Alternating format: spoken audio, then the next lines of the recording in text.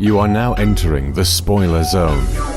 The following podcast contains explicit plot details and pockets of profanity. You have been warned.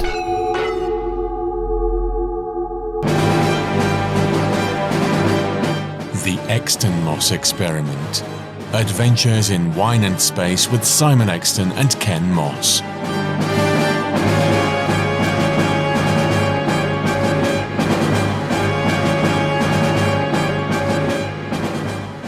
Hello everyone, and a very warm welcome to another edition of the Exton Moss Experiment. I'm Ken Moss. I'm Simon Exton. And unfortunately, this time we are paying tribute to Jean Marsh, best known to Doctor Who fans as Sarah Kingdom from the 1965 Doctor Who story The Daleks Masterplan. She did have more of a career than that, though. Yeah, she was in The Crusade, she was in Battlefield. Of course, so lots of Doctor Who. She's probably best known for Upstairs, Downstairs. Did she appear in? She was certainly behind the revival a few years back of the series. But she played a different character, didn't she? Yes. Rose, I think, in the original was a parlourmaid, and she came back, I think, as the housekeeper. But it wasn't Rose sort of elevated, it was a... No. In the new Upstairs, Downstairs, the character she played was Mrs. Rose Buck, and in the original Upstairs, Downstairs, she was just listed as Rose. So it could be the same character? Could be a reinvention of the same character. I mean, it wasn't playing the same role. But in tribute, we're going to be watching two of the surviving episodes of the Daleks Masterplan. Let's try and get back to the TARDIS. In grave danger here. Alert! Alert! A further intruder craft has been located. Invaders to be located and destroyed. Doctor, it is useless to try and fight us anymore. Your two young friends are held prisoners by the Daleks. The god built war machines that throw fire. One Dalek is capable of exterminating all. They will be shot on sight, but aim for the head. Exterminate him! Exterminate him! You are surrounded. You will come with us. The Daleks have won. There's nothing to stop them now.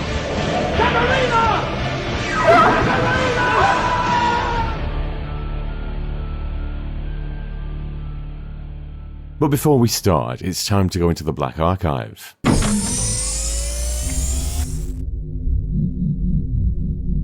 Simon, what are we rescuing this time?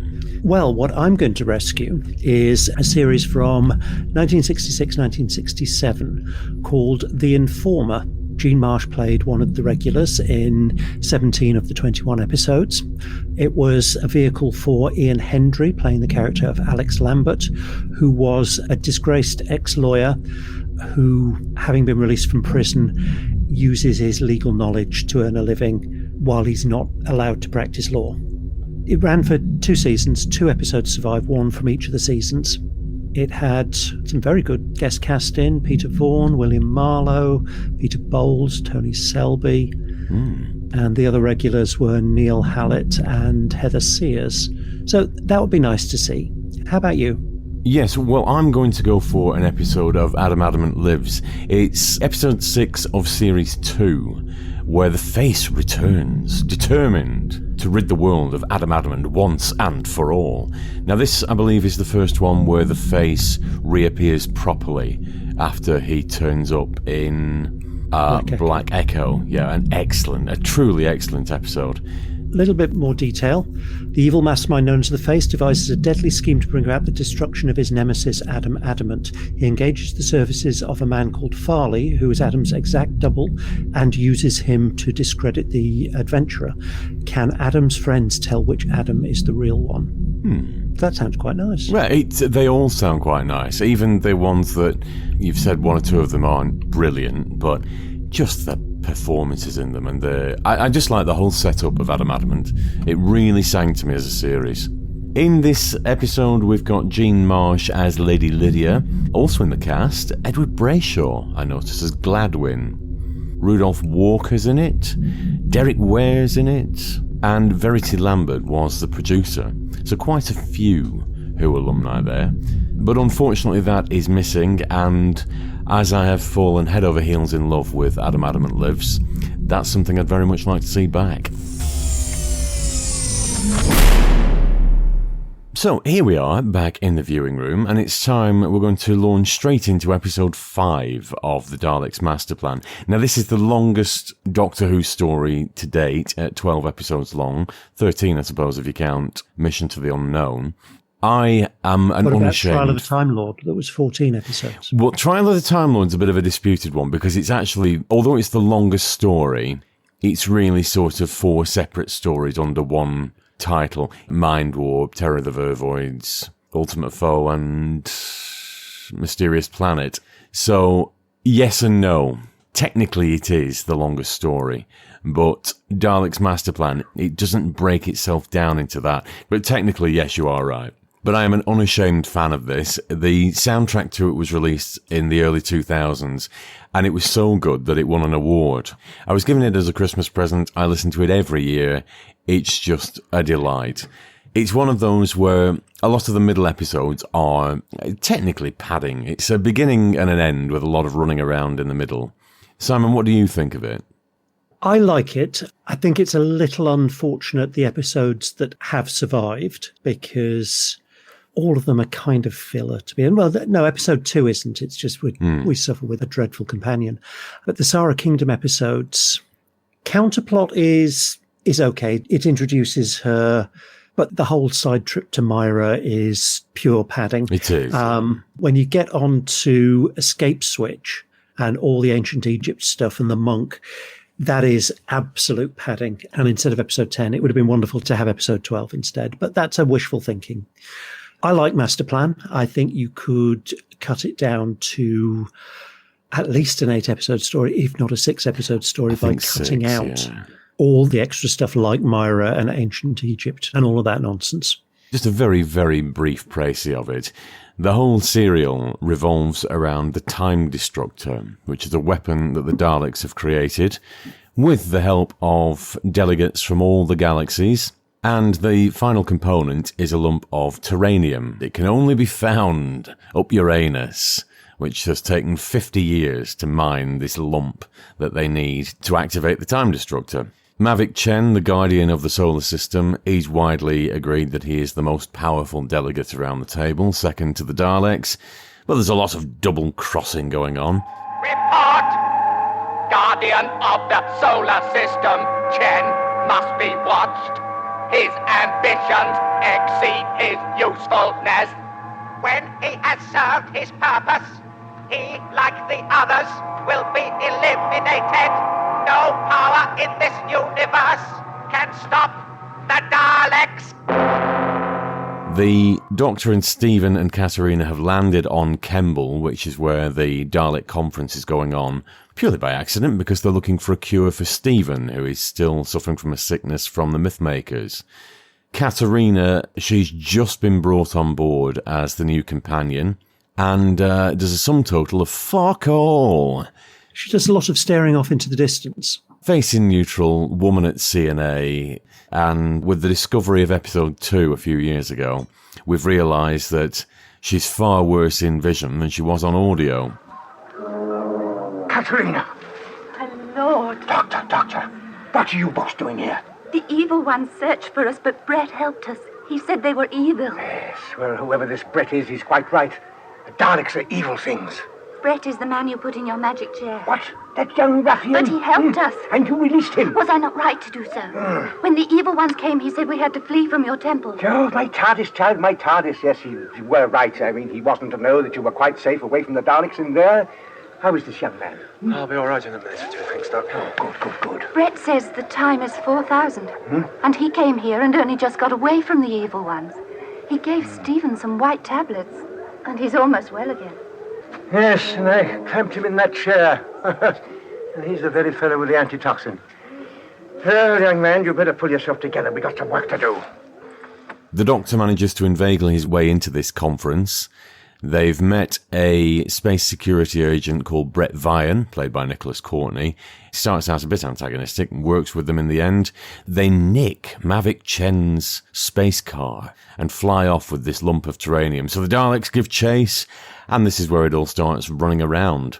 They crash there's land. a whole load of nonsense with it. It's if you break it down, it is a lot of nonsense. It is a lot of running around. It is a lot of padding. I just love the story for the fact that it's just this big sprawling spectacle. It's not really that brilliant, but it's a series of set pieces all sort of lumped together under a very loose theme.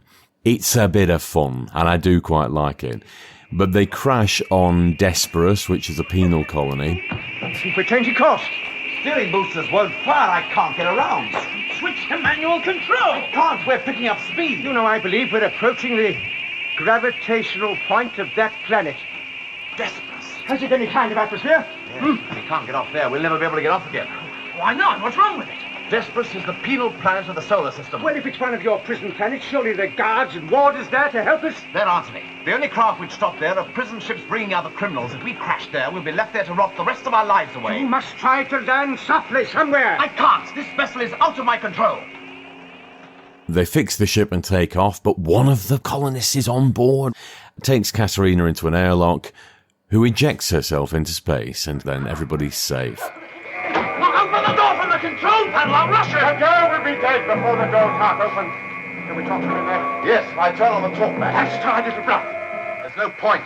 Turn it on again before he really hurts her. Look, he can't kill her. He hasn't a hostage. Well, that's just a start. Now do as I say. Change course. Well, that's more like it. Take him back to Kemble. Let the Daleks deal with him. Yes, and us. Oh, don't worry, dear boy. We'll find a way out. I can't sacrifice everything for the sake of that one girl. Without us, you wouldn't have got off Kemble at all, and nothing would be worth bothering about. All right, so we all go out of it together. But without me, I doubt if you'd have got this far either. Yes, all right, but I won't let you hurt Katerina. We'll head back for Kemble. As the doctor says on the way, we may find a way to get her out of there. No, not that far! Katerina! Now, just on that particular point, we've listened to in the past another podcast called the Doctor Who Missing Episodes podcast, and that's the first time I'd heard the theory that Vicky, who was the companion they left behind in Troy when Katerina came on board, the actress Maureen O'Brien, had her contract been renewed, she would have died. She would have been the one to open the airlock and kill the mercenary, and that would have been how she would have been written out. I would have much preferred that. Yeah, because it would have been a character that you would have cared about, you'd have had an involvement with, and also you could have been sure that she knew what she was doing. Katerina could have just flailed around and happened to hit the wrong switch. But as they get back to Earth to uncover this plot and expose Maverick Chen, in the meantime, Sarah Kingdom, another space security agent, has been dispatched to dispatch Brett Vian and the traitors. They eventually catch up with each other in episode 4. Sarah Kingdom blasts down Brett Vian. I'm not sure you see Sarah at the end. I think you just see the gun. Yeah, Sarah appears at the end of episode 4. She guns down Brett and tells the others to shoot the traitors on sight and aim for the head. No messing about. Sarah, Brett, you're just the person we need. I doubt that. Which of you has the terranium? Sarah, please listen. Give me the terranium. Walker! Walker, where are you? Yes? The two fugitives have escaped. All exits to the main block are to be guarded. That's Brett Vian. Yes, he's dead. The others must be killed as well. They will be shot on sight. But aim for the head. Episode ends. So without further ado, we shall launch straight into episode 5. This one is called Counterplot, and it was broadcast on the 11th of December 1965.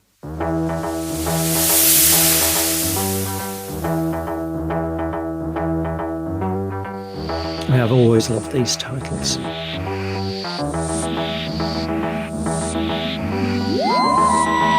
He said they'd tried it with Hartnell's face, and it was a bit nightmare fuel. Oh, the test footage does exist. I think they put it on the beginning box set. And when one of the technical assistants stands in front of the camera, it's hideous. It's the eyes. They will be shot on sight. But Do you know, I look at this now and I look at the picture quality. It's not brilliant. This has been cleaned up.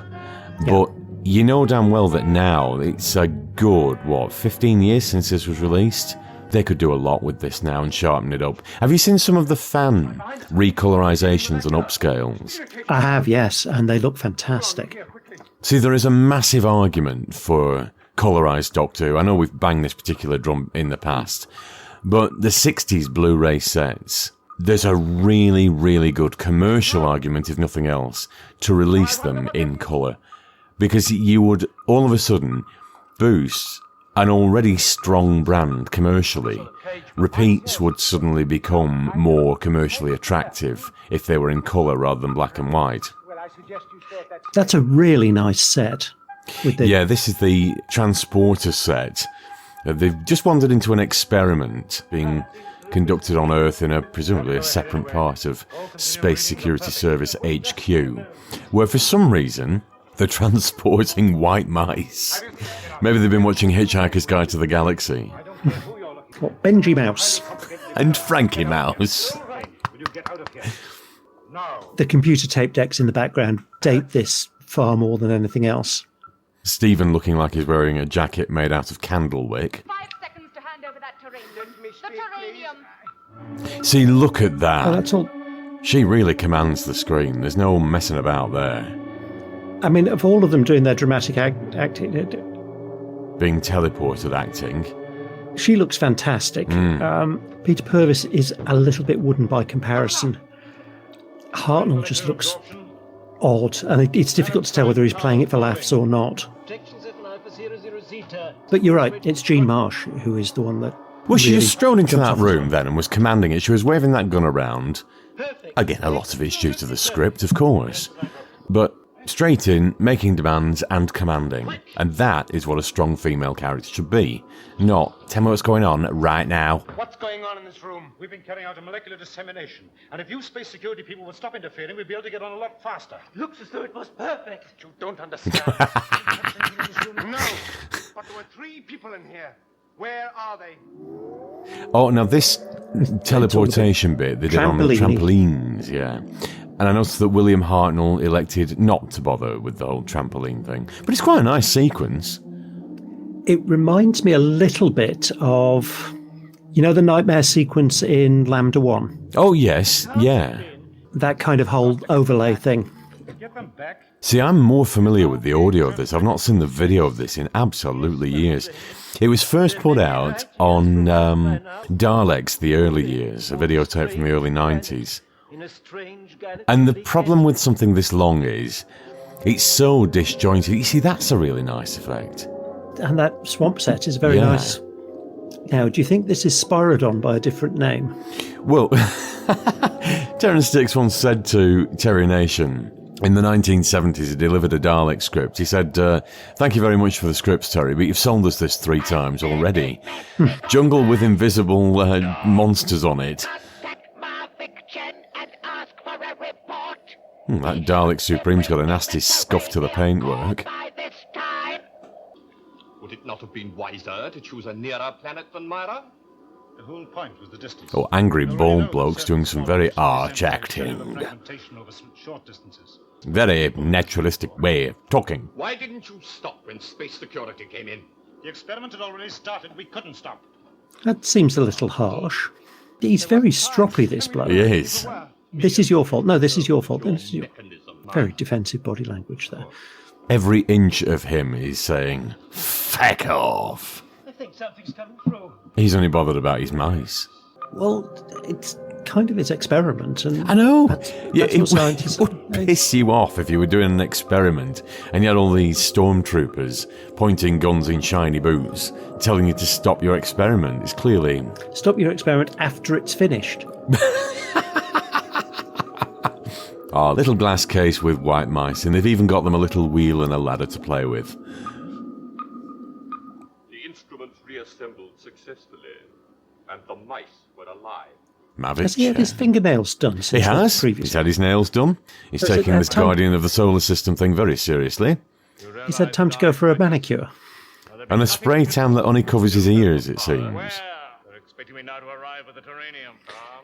He's got a touch of the Lenny Henrys about him. Nearer Kimball than Earth is. I know what you mean. I mean, Am I? the yellow face is already problematic.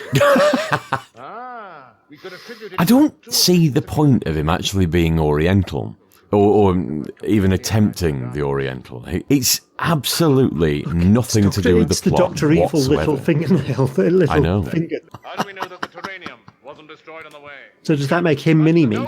Without us, they cannot get Terranium. Without me. Yeah, but it took 50 years to get the last lot, so... Without me. It came from Uranus! But nothing. Nothing!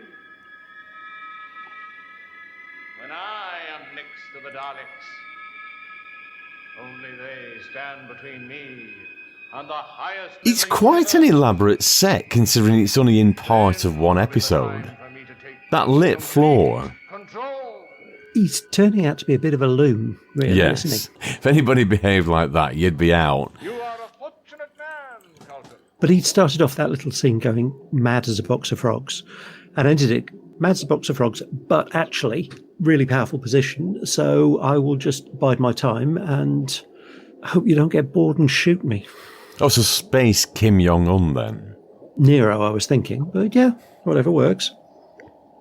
Doctor Who has woken up in the jungle by a bubble bath, from the look of it. And rheumatism. And a soup can. Thankfully, it's a soup can containing Terranium. The mice couldn't have done that. Oh, he does. I know we take the piss, but he does do it all with a look. Yeah. All of that scene there, a good minute, was all done with no dialogue and William Hartnell just doing expressions. Oh, this is the Vizians molesting Sarah. Also known as Jean Marsh doing mime. They're invisible. There is a great line coming up from one of the Daleks. The creatures appear to be invisible. Ah, the poor doomed mice. Most extraordinary. Yeah, extraordinary mice. I mean, I see what you mean about the picture quality. It is looking very grainy. And you could do a lot with that now. Stephen, my boy, where are you? See, given the size of the studio they had to work with, that's a pretty bloody good set, actually. Yeah. Vizian footprints in the sand. See, again, all this was redone in Planet of the Daleks. And actually, the footprint thing was it's quite similar to the Space Museum, isn't it? Because there's a thing in the first episode about footprints not appearing and then appearing. Oh, I suppose she had to come along, eh? What's happened? That's a very nasty corduroy jacket, isn't it? It is. It's not doing him any favours whatsoever. It can't have been that comfortable under the studio lights. You! The traitors! Who's so cold? Get on your feet. And now she's gone all female. It doesn't last, but... And considering she was trying to shoot them just a few minutes previously, come along with me, take my hand. A slightly odd reaction. Register strong readings. I'll feel a lot better when we get out of this place. Getting away from this place, it's quite a problem. Where are we? At the moment, I haven't the faintest idea. I quite like the fact that she just completely ignored Stephen, even though he's holding the gun. It's just sort of, yeah, you're an irrelevance. I can look after myself. Let me talk to the person who knows what they're talking about. Language, dissemination means our bodies were broken up by some process or other, shot through into the fourth dimension, and at a given point, reassembled again on this planet. Fourth dimension being time. See, despite... I know there's a lot of physics that don't particularly work in Doctor Who, as you've detailed before, but considering the amount of material there was in Doctor Who, there's not an awful lot of this techno-bollocks that is actually rubbish, although that is one of them. Shot through into the fourth dimension. It sounds good, but it's bollocks. An alien device. There are small white creatures inside. Yeah, and what do you think's about to happen to them? Well, they're being threatened with an alarm clock. Dalek showing them the pocket watch. Destroy it. Aww, poor Bungie and Frankie. Was this the last story where you saw them with other stuff other than a plunger?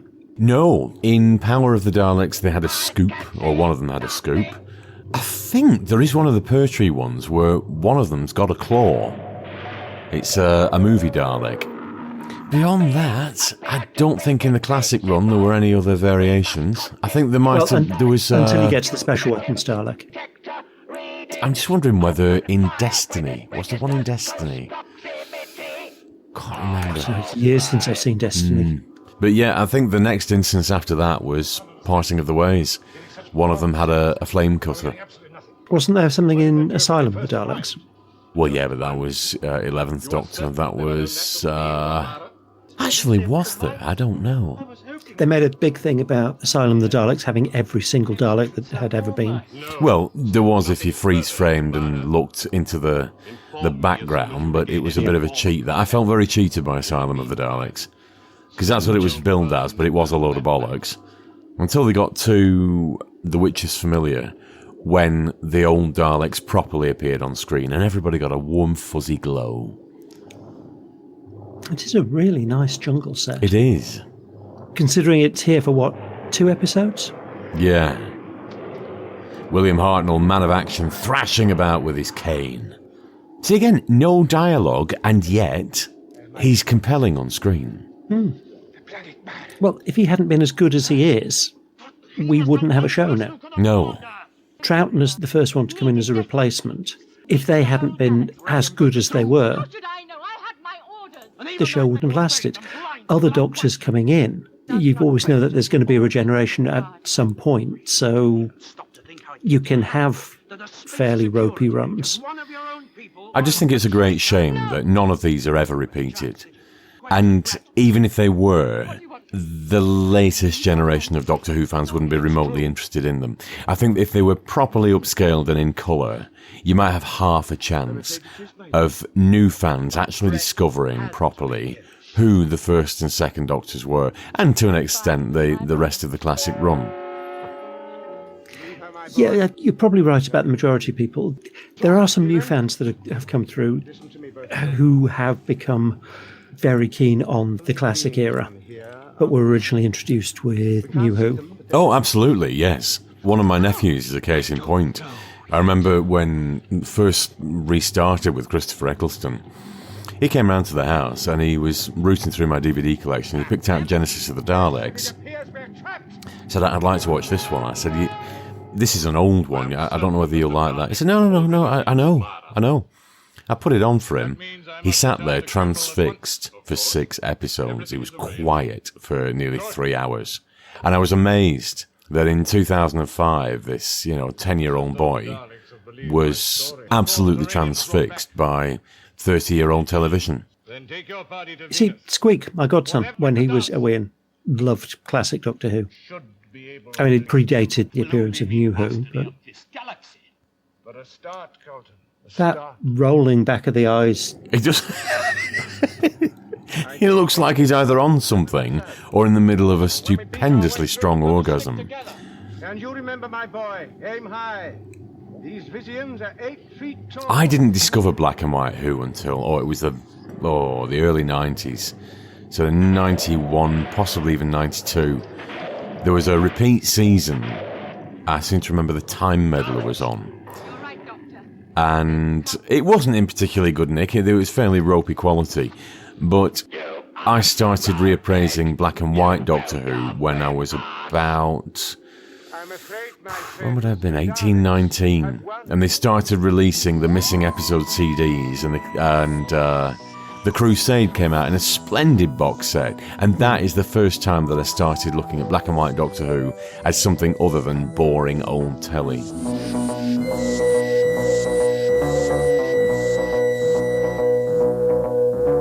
See, I remember being involved in Doctor Who local groups from being a teenager. And you could get to see some very ropey quality, but you could get to see some old episodes.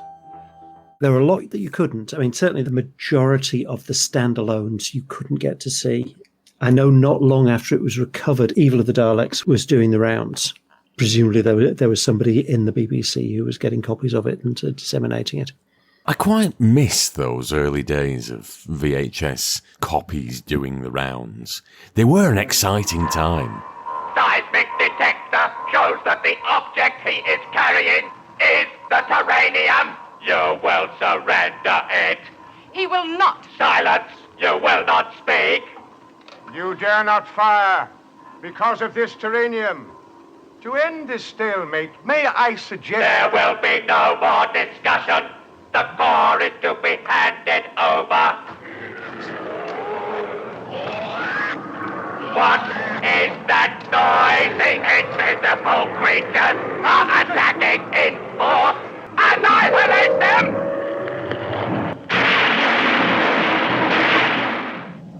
The invisible creatures have been exterminated. Search for the fugitives.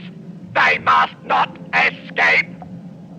Right, so in episodes 6 through to 9, the Daleks land on Myra, and they get attacked by the Visians. In the meantime, the Doctor and co. steal the Dalek ship and take the Terranium core with them. The Daleks magnetize the ship, drag them back to Kemble. In the meantime, the Doctor has made a copy of the Terranium core. They get captured, they hand over the fake Terranium, and then bugger off in the TARDIS with the real one. In the meantime, Christmas Day happens. I've heard of a housing shortage, but I never knew it was so bad you'd have to spend Christmas in a police box. Oh, Christmas. Oh, is it? Of course. Yes. That accounts for the hurry in the hall. You mean you didn't know? Well, of course I didn't know. I travel about too much. And why is that? Well, a question of knowledge, dear boy. I mean, you have a saying in this country, have you not? Travel broadens the mind. You mean you're not English? No, good gracious, no. Scottish? No. Are you Welsh, then? Oh, you'll have to think of far bigger way than that. Your ideas are too narrow, too small, too crippled. All right. What are you, then? Well, I suppose you might say that I am a citizen of the universe. And a gentleman to boot. He's having his on a bit, isn't he, sir? Possibly the oddest episode of Doctor Who that there's ever been. They land outside a police station where they sing carols and eat mince pies, and then they land on a film set of a Keystone Cops movie, and there's a lot of very silly running around, and then we get one of the most famous lines in the whole history of Doctor Who. Wherever was that place? Oh, I've no idea. I'm glad we got away. What were they doing? Your guess is as good as mine. Let's hope we never land there again. Here we are. What's this? Well, we so rarely get a chance to celebrate, but this time we must. Celebrate? Yes. It's Christmas. Don't you remember the police station? Christmas? So it was, yes. Here's a toast. A happy Christmas to all of us. Same to you, Doctor. Sir. Incidentally, a happy Christmas to all of you at home. That was the very first episode that was broadcast on Christmas Day, episode 7, The Feast of Stephen. And it is the least likely episode ever to turn up because it was never sold as part of the story abroad. Those are the most likely prints that are going to turn up from any story. But reading Missing Believe Wiped, which is an excellent book by Richard Molesworth, in there, it does look like the full set of episodes were transferred into oversales prints. So it's not beyond the realms of fantasy that it might turn up. But it wasn't part of the batch that went to Australia, and the thought is that the 3 episodes that we have had recovered are part of that batch that were returned from Australia, because there's been other orphan episodes that have turned up. Is that where the Evil of the Daleks and the Faceless Ones 3 came from? I think so, yes. But anyway, the Daleks and Maverick Chen realise that obviously it's not the real Terranium, so then they set out after them again in a time machine. The Terranium core has failed. It can't be true. There must be some mistake. The Daleks do not make mistakes. You have lied to us. You have not given us the Terranium. Why should I lie? I can only benefit from my alliance with you. I brought you Terranium, the real Terranium. The core is worthless. No, it can't be. It came from Uranus. You, Maverick Chen, will wait here for the arrival of the time machine. There's a lot of running around. They meet the monk on the planet Tigers. I suppose congratulations for your escape are quite in order. Oh, thank you. Most kind of you, Doctor. Yes, it took a bit of time, but I finally managed to bypass the dimensional controller. Yes, a very interesting solution, yes, I'm sure, though I think it would make for rather an uncomfortable ride. However, I don't suppose it affected you very much, being an amateur. Yes, it was rather uncomfortable, but then, can't have everything, can we? And as for being an amateur, we shall see. Anyway, it was better than 1066. Now I've marooned you on the planet Tiger's Look. Oh, goodbye, Doctor. Perhaps I'll come back one day and rescue you. Hey, wait a minute! Don't waste your breath, young man. The most important thing is to find out what he's done to the TARDIS. Come on. Again, a filler episode, and then they travel, for some reason, to ancient Egypt. And the monk turns up there following them. 3 time machines in one infinitesimal speck of space and time. The odd one out belongs to a certain doctor. The enemy ship! Yes, that's right, the enemy. I have an old score to settle with him, but I'm sure yours is the prior claim. He is a friend of yours? Friend? No, an enemy to end all enemies. The Doctor and his friends have in their possession a full M of terranium. You will recover this and return it to us within 1 Earth hour. Oh, you'll get it back. Have no fear. But then you'd better leave at once and waste no more of your valuable time. For all that there's a lot of jokey running around and everything, this is the Dalek story that immediately followed The Chase, which is all jokey and running around. I'm not a fan of The Chase. I quite like it. It is all quite silly, actually, the middle bit. But entertainingly so. Peter Butterworth is... I'm amazed. I'm still amazed, because he was quite a big name at the time. I'm still quite surprised that they got him back. You know, I think before I go, I should put you safely out of the way. Oh, come now, Doctor. Surely you don't think I was going to help the Daleks? I did. Now, Doctor, look, let's talk this over like civilized time travelers. It's a terranium core they want, not you. Why don't you give it to them? Then we can all be on our way. You believe that, my friend? You will believe anything. Doctor, don't do anything you might regret, Doctor. Doctor! But without further ado, it is Ron VT on episode 10 of the Daleks Masterplan, Escape Switch.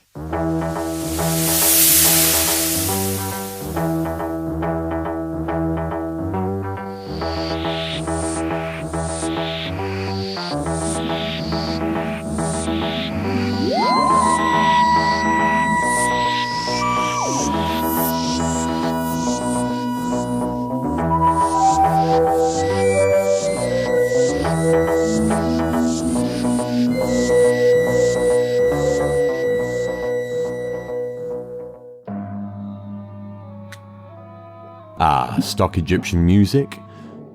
General Egyptian crap scattered all over the place. It's only missing a statue of Tutankhamun, really. This is in really quite ropey nick now compared to what we're used to. We've been ruined. And this was actually, at the time, a cleaned up version. Now, if this is Egypt, where it's a little warm, she must be absolutely sweating cobs. Well, he can't be doing much better in his shirt and pants. I've never been to Egypt. It's never really appealed because I know that it's, frankly, hot as fuck. Tunisia is another place that I don't fancy either. Oh no, you can just see, just cutting across there, you can just see there is the remnants of the St. John's Ambulance logo on the TARDIS. Mummy coming out of a sarcophagus. Yeah, it's all a bit jokey and kind of at odds with the rest of the stuff. Well, thank goodness for that. Well, who put him in there in the first place? That's the question. Although the time-traveling monk has not yet contacted us, we don't know what difficulties he's had to face. Given how pissy he is with the Daleks, I'm surprised one of them's not clocked him. Will the Daleks never learn that all things do not work to a Packer! But flexibility can also lead to conquest. Silence! That Dalek's invading his personal space. Looks like he's ready to give him a hug. If you insist on this approach, I fail to see how I can be made. That's assault. Oh! He'll be up in front of HR. He's just... he's got hold of that Dalek by the eye and fucked it off. God almighty. Absolutely unbelievable. There was I trying to warn him about the Daleks, and suddenly there I was in the sarcophagus. Oh, well, I'm sure he'll apologise when he hears Yes, your with a story. massive side order of bullshit detector. We all know what the doctor's like. See, we don't really get much of it in the surviving episodes, but Sarah and Stephen, they spark off each other really, really well. They would have made a great companion pairing. I think they did. Yeah, but only for, what? It's not even 12 episodes. She only turns up sort of a third of the way in. She's there twice as long as Katerina. And about 50 times as good. Yeah. The set is actually quite nice. For all me eulogising about putting it in colour and upscaling it, the problem with that is that it would show up all the backdrops and flaws in it. Again, you could fix all that now. Have you seen any of the Star Trek remastered stuff? Yes, the original series. Fantastic. Yeah, they've really gone to town on that. I mean, that's polished up in some areas, slightly dodgy 60s sci-fi, and made it worthy of a 21st century audience. You look at some of those, they're beautiful. They've matted out the original backdrops and put in proper cityscapes and things, and it really works. I am not a purist in that respect. I'm not precious about having the original versions and never tampering with them. I think that's a bit of a Nazi-esque pose by that Dalek. I like having access to the original version, so we can see that if we want to, but at the same time having CGI and things that improve it. Oh no, absolutely. I can understand where Star Trek fans have got their umbrage from, because I don't think the original versions are actually available. The only ones available are the remasters, so I can understand why they're a bit, not entirely happy about that. Yeah, and that's absolutely fair enough, but I keep coming back to Kinder, and what a massive improvement. Yeah, the rubber snake in Kinder being replaced by that splendid CGI version. All of a sudden it uplifts a laughable final scene with something that is generally, it uplifts the story. Yeah, I mean, I love Kinder. The thing that wrecks it is the snake. And because the rest of it is so good, that snake really stands out as awful. For those of you not familiar with Kinder, the final standoff involves a circle of mirrors and a giant rubber pink snake, which sounds even worse when I say it like that. It towers over these people, about 8 to 10 foot of rubber snake. The CGI version, it's splendid. It is, it's really, really good. Yeah. Well, we're all here, aren't we? Don't believe it. And again, more monkey bullshit. My dear fellow, this was a desperate gamble, risking my own life to save yours. It is all a little bit jokey, and it takes away from the drama to an extent. The first couple of episodes of this, they were drama. Once you get to episode 5, there are a few episodes of this light-hearted romp, and it does sort of play down the menace of the Daleks. When we get to the next episode, the soundtracks of which exist as they do for all episodes of Doctor Who, that menace and that threat is ramped back up. So, as we've said earlier, I think a 6-episode story probably would have done quite well. Even to 8 episodes, for all Myra adds nothing to the plot, it's quite atmospheric. For all Desperate adds nothing to the plot, it's quite atmospheric.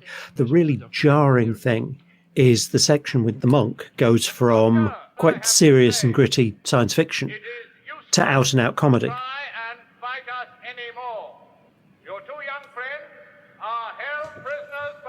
You see, that shot there, I think if that was upscaled, it would look horribly out of place as a model shot.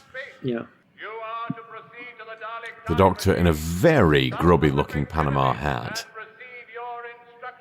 There's not an awful lot to that loincloth. It's somebody flat on the floor behind. It's a terrible wig. It's Three Stooges level of terrible.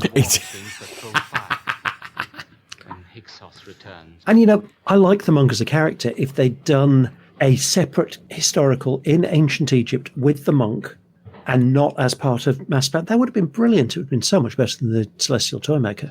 But this really doesn't work. It doesn't work for the plot. It doesn't work for the Daleks. It doesn't work for the character of the monk.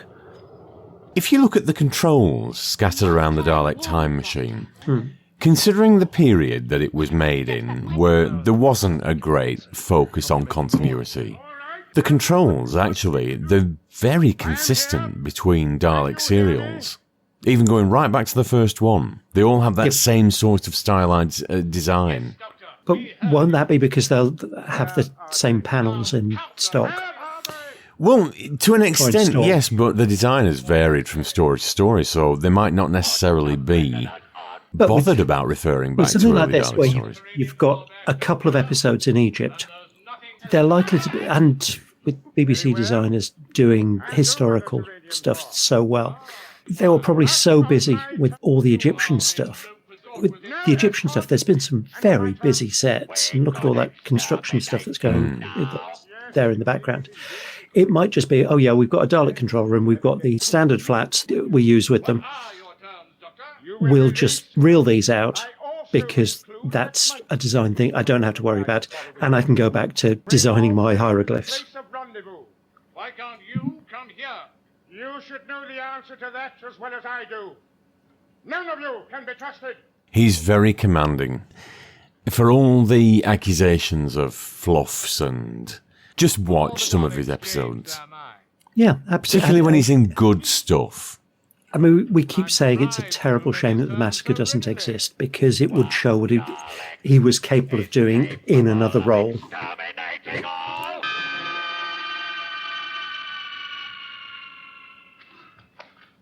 Captain! You've got enough men? Yes. They're already moving into position and waiting for my command. Oh, doesn't he look like Waterboy from Plebs? Yeah.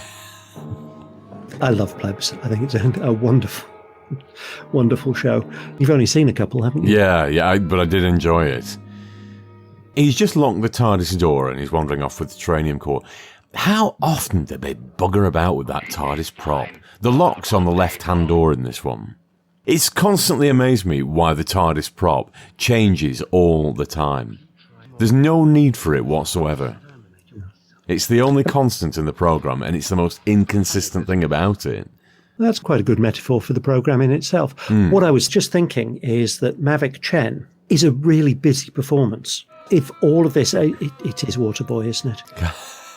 And they've got a job lot of those terrible wigs. Well, every medieval and Beatles wig at the BBC must have been deployed for this. You have disregarded my conditions. He's very compelling on screen, isn't he? Before we go any further, you will release your hostages. We've said it before, but for all the talk of him being ill off screen, and this was coming towards the end of his time, there's not one part of me that thinks, or that I've ever been able to spot on screen, that he is better in 1963 and visibly worse in 1966. There's nothing about his performance in any story that I can see. Yes, I agree. I mean, okay, there are shows like Celestial Toymaker and 10th Planet where he's obviously tired and needing to rest. But you tell that from the context rather than his performance. So Celestial Toymaker, he's there as a hand and a voice. 10th Planet, he needs to lie down. And in fact, in the episode before this, in episode 9 of this, he's audibly got a bad cold. And in episode 11, he's not in at all. Now, and see, again, like a number of the historicals at the time, this has gone from out-and-out comedy to nasty massacre in very little time. Mythmakers does that. Gunfighters does that. This would have been a really nice standalone historical. That's not a bad shout, actually, yeah. With just the monk as a 4-episode thing. That is the directional unit of the monk's TARDIS. See, for all the locks and safeguards on TARDISes, Time Lords nip in and out of each other's machines and fuck around with the controls an awful lot throughout the history of Doctor Who. Yeah, and then go to Gallifrey and they try waving bits of plastic at the lock. And I'm surprised that it doesn't work. And then when they put a key in the lock, that works. Surprise, surprise. But the Chancery Guard in Invasion of Time were remarkably shit. They weren't much better in Deadly Assassin. I mean, they've never been particularly good. The monk's just got back to his TARDIS, which landed as a block of stone, and is now disguised as a police box thanks to the Doctor's meddling. But there is a great bit in episode 9 where it changes through various forms. And one of the forms in the camera script is a Sopwith camel. How on earth did they... I somehow suspect that didn't happen in the studio. This patrol is obviously out of touch with events. What do you mean? All this hysteria is unnecessary. The operation was a complete success. I have the terranium. Here. And is smug as fuck about it. I'm Maverick Chen. Packer. Daleks don't catch the muck. After all that he's done? Yes, even after all that. Again, the console there looking like it could do with a lick of paint, frankly. Looks a bit scuffed. Perhaps one day. It's very variable, the console room. Yeah. I do quite like that set, though. Yeah, but the amount of stuff that they have in it and the amount of space is... Oh, very massively dependent. variable, yeah. Yeah. I noticed that the clock's still there in this one, or has reappeared possibly, but yeah, from how it looked in the very first episode to how it looks now is quite different. Yes. And the clock has melted in the meantime. Yes. Campbell has now been computed. Prepare to dematerialize. Now. Well, that's quite nice stock footage. Shifting sands. No, it's ice, isn't it? Oh, yes, it is, yeah. The monk's landed his TARDIS as a block of ice. I didn't set course for this. The Doctor. He's stolen my directional unit. Now, I'll have to wander through time and space as lost as he is. I'll get you for this, Doctor! I'll get you one day! I don't really like the fact that reinventions have turned him into a competent villain when he never was. Sort of. Whenever he's appeared in the audios, the first iteration was Graham Garden, opposite Paul McGann's Doctor, and it was sort of a Peter Butterworth iteration of the monk. Definitely a different incarnation, but sort of the same performance. And then after that, it was Rufus Hound. I'm not entirely sure they made him competent, because he did.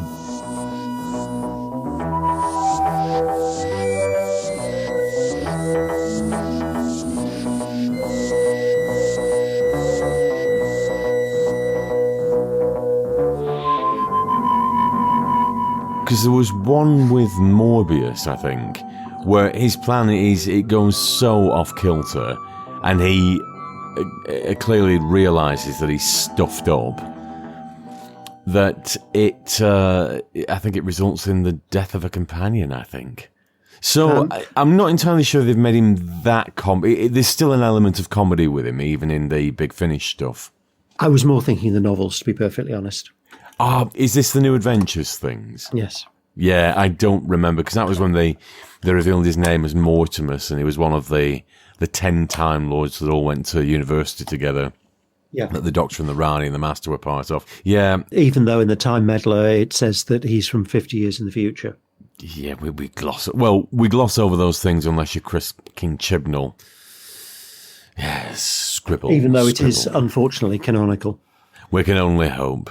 Timeless Children has been retconned by a competent producer. But yes, that was the last appearance of the monk in the TV series, unfortunately. Because I thought it was quite a good character, a comedy foil, really. Yeah, the comedy didn't fit in that particular episode that he's in. Unfortunately, episodes 11 and 12 that wrap up the story do not exist. We've got the audios. Let's take a look on the scanner. But that's not ancient Egypt. It's more like Kemble. Yes, it's vaguely familiar. Yes, it might be Kemble. Well now, young lady, perhaps you'll have more faith of me in the future, I thought something would work out. But it was you who said we'd fail. Oh, nonsense, failed. Well, it wasn't me. Of course it was. Oh, come on, Doctor, you'll have to forgive her. After all, she hasn't known you very long. Yes, well, perhaps. Anyway, now we're here, I think we'd better make a plan. Well, how far do you think we are from the Dalek City? I've no idea. Perhaps I'd better go out and take some bearings. Open the door, dear boy. Yes. That man. He was as much in the dark as we were, and now he has the gall. Very good. You're getting to know him quite well. Oh, before this is over. Save it for the Daleks. In episode 11, the Doctor and co take the TARDIS to Kemble, using the directional control from the monk's TARDIS to try and stop them using the Time Destructor. The Doctor buggers off into the forest and isn't seen for that episode, so Sarah and Stephen do a lot of wandering around, asking questions. It's very much another filler episode, but the tone of the thing does go very serious, and all the remaining delegates from the beginning of the story are brought back into it. Maverick Chen is very audibly deposed by the Daleks, although likes to think that he's still in control. We come to the main discussion before this meeting. The apportioning of the government of the universe after the conquest. All of you will be allowed to oversee your own galaxies. But all of you will be responsible to the Dalek Supreme and me. This meeting is over. But it is There not will be no more discussion. All representatives will come with us.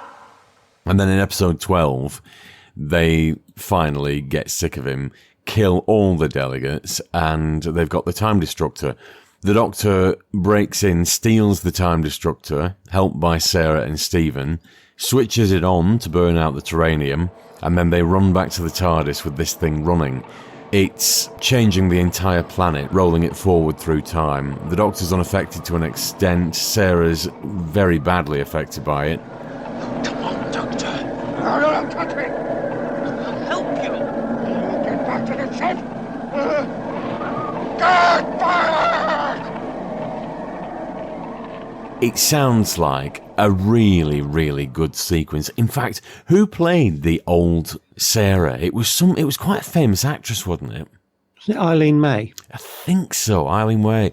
But somebody said that at some point, wouldn't it have been good if the episode had Jean Marsh now spliced in as the old Jean Marsh, if that episode existed? What a lovely thought that would have been.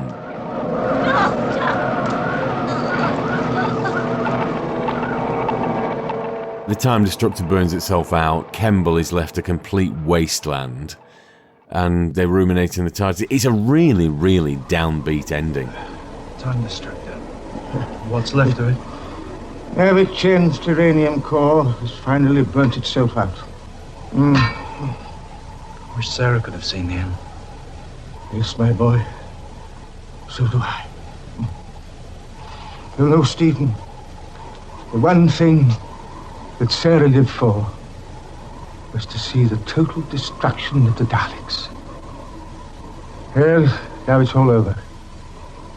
Brett! Katerina! Sarah. What a waste.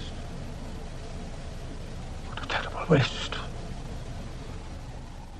It's one of the best endings to a Doctor Who story, certainly for the period, that I think we've had. And unlike a lot of stuff that happened in the classic era, it's not just forgotten about in the next episode. Stephen is still upset. That's why he goes off on his own in Paris. Yeah, and the whole tension between them in the massacre, that plays through it all the way through to the end of the story. At the end, he's still pissed off at the end of the massacre about being so casual about Anne Chaplet getting killed in the massacre of St. Bartholomew's Eve. We've said that though, but in the early, or certainly the earlier episodes, there was a bit more of a fluid sort of flow between stories. They did flow into one another, which once you get to, I don't know, even something by Patrick Troughton, really, they've lost that flow. You can start slotting in other adventures between, and the start of each story is a reset. I mean, there is some reference back. So, Start of the Ice Warriors, they're talking about, you've not landed just a bit further down the same mountain. Oh, true, but there's less and less of that as time goes on. And even by the Patrick Troughton stories, the start of each new adventure is start of an adventure afresh. There's very little harking back. Yeah. It does go on, but it's less and less as time goes on. Whereas in the very first run, the Ian and Barbara stuff, it is all adventure to adventure. And I think probably by the time you get to even Keys and Mariners Censorites, really, I don't know. They are starting to become more self-contained. But there's a definite flow between stories where you can't crowbar anything in. Yes, which was kind of relaxing at this point. May Warden played the elder Sarah. Oh, not Eileen Way, right. And I've just gone onto Wikipedia to look for that and looked on the Sarah Kingdom webpage. And under the list of appearances, we have short stories, The Last Song I'll Ever Sing. Who was the author of that? That would be me. Before them, they could see the rosy glow of the dawn shining off the golden surface of the minaret platform. It now stretched 30 feet into the air. The upper teardrop-shaped section, where they'd sat with Jamal only moments before, began to glow and hum. The golden outer layer peeled back like a giant flower to reveal a flawless crystal dome. Standing at the center of the crystal room was Jamal, his arms outstretched. The air vibrated with the sound of 1,000 wind chimes, all in perfect harmony. High above them, they could just see the edges of Jamal's silver robe fluttering about him as he turned to face the rising sun. Captivated by the sight, but still conscious of the impending attack, the Doctor started to usher Stephen and Sarah back towards the TARDIS. Echoing all around them, they heard the sound of Jamal's deep voice raised in ululating song. The crystal notes of the minaret echoed the sound around the plateau and down through the rubble-strewn streets of New Babylon. The song was a slow lament, mourning what had passed. Then a new, discordant note entered the song. The high-pitched whine of a suborbital ship pierced the air. From the still lightning horizon approached the spinning sphere of a Sontaran attack pod, an ugly dark grey stain against the beautifully scintillating sky. It hovered near the minaret, and suddenly a bolt of angry white energy lanced out. Jamal's proud baritone and the minaret's tinkling descant were lost beneath the energetic whine of the disruptor beam. Seconds later, the sky filled with shards of white-hot glass as the minaret shattered.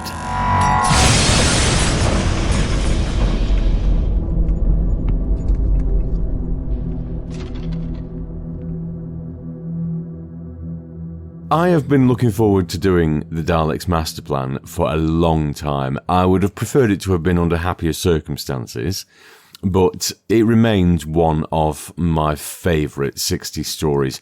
It varies between this, The Massacre, and Marco Polo as to what I would most want back from Hartnell, but this is certainly in my top 3. I absolutely love this one.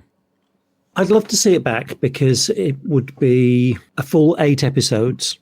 It would drop us down to less than 90 missing. I like those kind of numbers. There are episodes of this I would absolutely love to see. So episode 1, episodes 11 and 12. Yeah, they'd be very high up on my list. Episode 7 and 8, much less so. Episode 8's not a great one. That's Volcano episode 8. And episode 7, I think, just for the curiosity value more than anything else. I mean, don't get me wrong, I would like any episode of Missing Who. I'd actually pretty much like any episode of Missing Television back, even if it was just a single episode of Crossroads. There are people who would love to have that back, and for them it would be more exciting than an episode of Out of the Unknown or something coming back. As time wears on, it's less and less likely that more Who is going to turn up. Every now and again, you do get a surprise, though. Come on, Ian Levine. Say it. Say the words, boy. Because as soon as you do, something turns up. Well, except that we know that there are half a dozen episodes known about in private collections. Before we ramble on too far, which we are wont to do on EME, we are raising a glass to our own Sarah Kingdom. Jean Marsh, it's been a pleasure. Thank you for the ride. Yes, goodbye. The Exton Moss experiment featured Simon Exton and Ken Moss. All featured soundtracks are the property of their respective producers, and no infringement of copyright is intended. Title music was performed by the BBC Symphony Orchestra, and the programme was produced by Maverick Productions.